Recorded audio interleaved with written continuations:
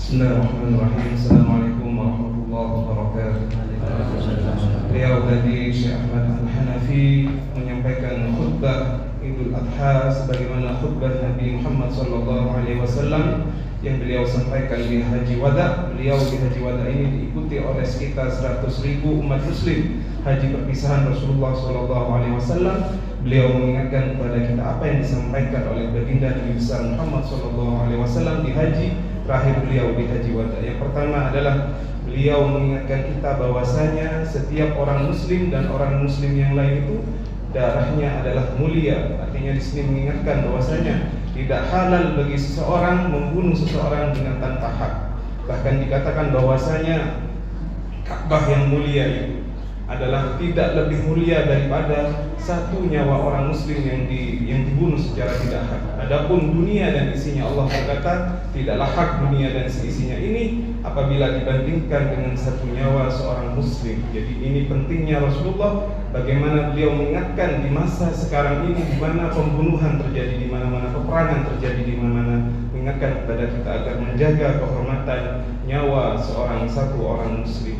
Yang kedua, Nabi Muhammad SAW mengingatkan kepada kita untuk saling menjaga harta di antara kita. Jangan sampai kita mengambil harta orang lain yang bukan hak dari kita. Jangan sampai kita memakan harta dari hal korupsi dengan menyuap dan lain-lain, karena sesungguhnya hal tersebut akan berakibat fatal yang kemudian bisa merusak tatanan kehidupan. Ya ayyuhalladzina amanu la ta'kulu amwalakum bainakum bil batil. Wahai orang-orang yang beriman, janganlah kalian makan harta kalian di antara kalian dengan jalan yang batil.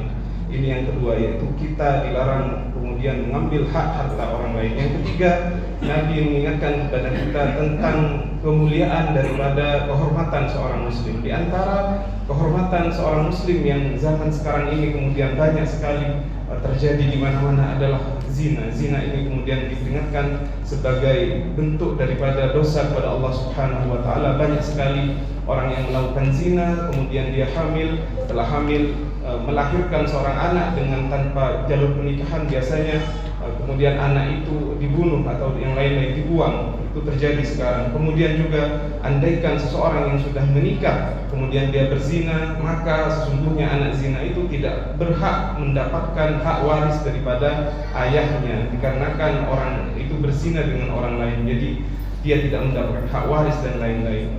Kemudian beliau menceritakan bahwasanya ada satu perang yang terjadi antara baginda Nabi besar Muhammad SAW dengan kaum Yahudi di Madinah pada waktu itu yang bernama Bani Qainuqa. Jadi pada suatu hari ada seorang perempuan muslim pergi ke pasar ingin membeli sesuatu.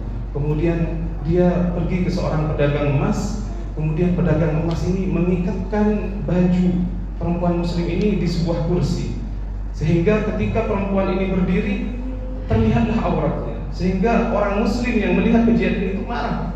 Kenapa orang muslimah ini diperlakukan demikian oleh seorang Yahudi? Akhirnya karena saking marahnya orang muslim ini membunuh orang Yahudi yang kemudian mengikat baju orang muslim tadi sehingga tampaklah auratnya. Karena dia membunuh orang muslim itu, orang Yahudi yang berada di pasar itu kemudian membunuh ramai-ramai orang muslim tadi yang membunuh. Berita itu sampai kepada Rasulullah SAW.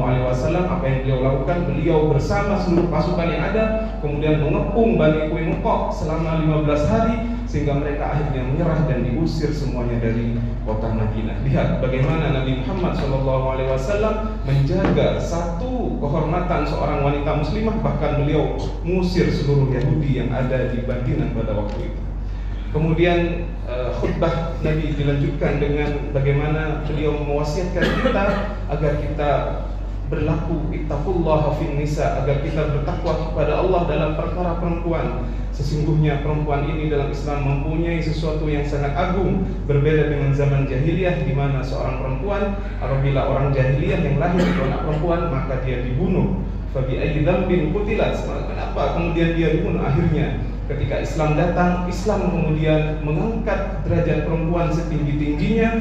Bahkan tidak pernah dicatat dalam sejarah bangsa-bangsa lain, baik itu bangsa Romawi, bangsa Yahudi, bangsa-bangsa yang lain, memuliakan perempuan seperti Islam memuliakan perempuan. Bahkan dikatakan Islam memuliakan perempuan sebagai seorang ibu. Nabi Muhammad SAW, wa bil walidaini ihsana wa qada rabbuka alla ta'budu illa iyyah wa bil walidaini ihsana. Dan Allah menetapkan agar engkau hanya menyembah kepada Allah dan engkau berlaku ihsan, berlaku baik kepada kedua orang tuamu. Al-Islam juga mengajarkan kepada kita agar kita memuliakan seorang perempuan sebagai seorang istri. Ittaqullah fin nisa fa innakum akhadtumuhunna bi amanatillah wa halaltum furujahunna bi kalimatillah. Sesungguhnya engkau kemudian halal bagimu farjinya seorang perempuan itu karena engkau sudah mendapatkan halal dan engkau menggunakan kalimat daripada Allah. Ini pentingnya kita untuk menjaga kaum perempuan. Bahkan Nabi Muhammad SAW dalam sebuah hadis dikatakan, barang siapa yang mempunyai 2 anak perempuan dan dia kemudian merawatnya, maka 2 anak perempuan tadi menjadi pelindung baginya dari api neraka. Inilah khutbah daripada Nabi Muhammad SAW. Ketika beliau sudah mengucapkan ini, beliau ingin memastikan apakah umatnya mendengar apa yang beliau sampaikan. Apakah aku sudah menyampaikan khutbahku, kata Nabi. Maka para sahabat menjawab, nashhadu annaka qad addaita wa ballaghta wa nasahta. Sungguh engkau Rasulullah telah menyampaikan, telah menasihati kami. Dan ini adalah khutbah Nabi Muhammad SAW, sehingga mudah-mudahan kita mengambil berat daripada perkara yang sudah disampaikan oleh Rasulullah di Haji Wada ini. Ini yang bisa saya sampaikan dari khutbah. Terima kasih atas perhatiannya. Wassalamualaikum warahmatullahi wabarakatuh.